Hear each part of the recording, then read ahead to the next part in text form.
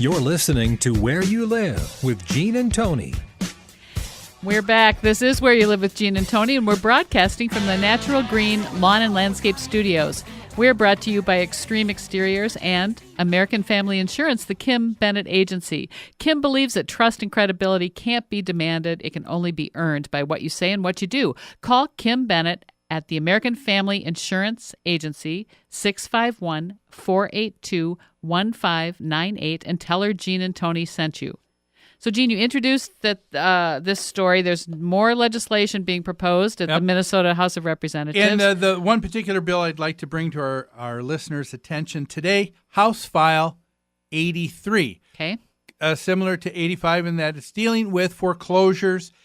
There are a number of concerns that if you live in an association, if you're a board member, you need to know this. You need to be ready to write your legislators and tell them what you think. Mm-hmm. There's probably four major points to House File 83. I don't know if we'll have time to get to address all of them. One is in what's called single point of contact in terms of dealing with someone when a foreclosure begins. Another one is in foreclosure prevention, in counseling and mediation. There's also a piece in here for mandatory mediation before foreclosure takes place. And another one which gives the debtor, the person in the association who's being foreclosed on by the association, the ability to change the date of the sheriff's sale. To postpone it, correct? Postpone it. Now, here's a basic thing I don't quite understand yet, though, Gene. Does this legislation actually include homeowners associations? I don't think that's clear because they all of it talks about foreclosing on a mortgage. Why, Tony, it's as clear as mud. But they're talking about foreclosure on a mortgage, which the HOA never does. But you're right. You know, we talked about with Dan, the word of the day, to be deliberate. There you go. It never hurts to wait a little bit more instead of just pushing through. Yeah. The association that says with the contract, we got to get the work done now. We got to get it done now. Yeah. They end up getting in trouble. Same thing with the unintended legislature. Consequences. We're always talking about unintended consequences. So I know you're really active with the CAI's Legislative Action Committee. That's and correct. that you've been on the Hill, so to speak, to talk about the effect that this loosely worded type of legislation will have on homeowners associations. Yes.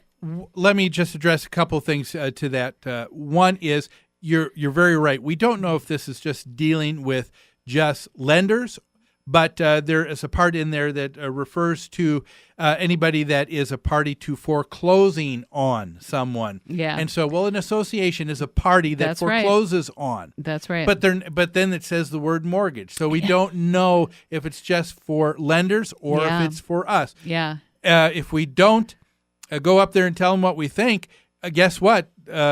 At best, it's going to stay ambiguous. Exactly. At worst, someone's going to use it against a homeowners association. But let me tell you why I really don't like this one aspect of changing the date of the sheriff's sale and how dangerous it is for an association.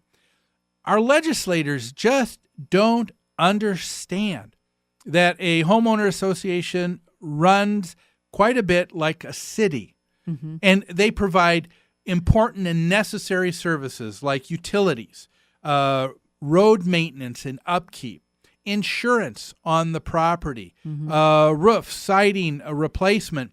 And to provide all that, they're collecting monthly fees or yearly fees from all of the members of the association who are participating together. Yes. And I think everybody would agree, quite simply, that it works when everybody pays their fair share. And when someone doesn't, then all of a sudden the others are left with that extra right. burden. So to try and counteract that, the association was given the power to foreclose. So now if the delinquent homeowner can postpone that foreclosure, where does that leave the HOA? Well, so think of this. The HOA is trying to foreclose, and they begin to have a sheriff sale day They have it set. scheduled, yep. And now all of a sudden, because of this bill, the person who's the debtor, the homeowner, says, I get to use my clause because of House File 83, and I get to kick the can down, and we're going to postpone it for up to 6 months.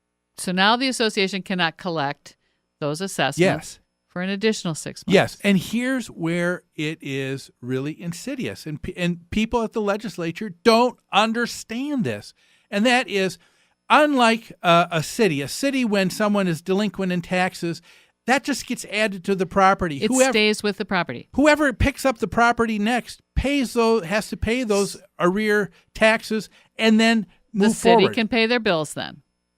Not so with an association. The association can only go back through the 6-month redemptive period. So that anything owed before the sheriff's sale does not have to be paid. No, they have the right to go after the homeowner, but good luck trying to find them. They're long gone. And so it does not stay with the property. It doesn't stay with the property. And so here we have a homeowner who gets to add a lot more on that front end that everybody else who's a good paying homeowner is going to have to be responsible for, because you get to postpone the finances. That's why I use the analogy. Yes, it may seem like it's the more decent thing to do for the one, but you're bringing down the other 45 in your association. That's right. That's not right. It's not right at all. So they're trying to protect the one bad debtor that's not paying his share, making it easier on him to go through this foreclosure process. In the meantime, all of his neighbors have to pick up the slack, and it's harming them. Yes, it is. And then as you go through and read this and some of the other features of this bill when they talk about some of the things that are required administratively in terms of how someone has to be notified and in so many days, and how many days you need to give the debtor before they can respond back to you. Setting up the single point of contact is very complex. Yeah, and guess what? They get a lot more time than you do as the association to respond back. And HOA is a nonprofit, often run by volunteers, right? Well, so it's tough. That's all the time we've got for today, folks.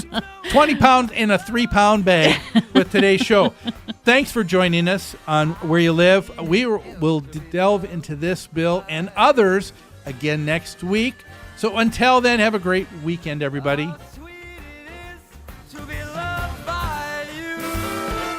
Bye.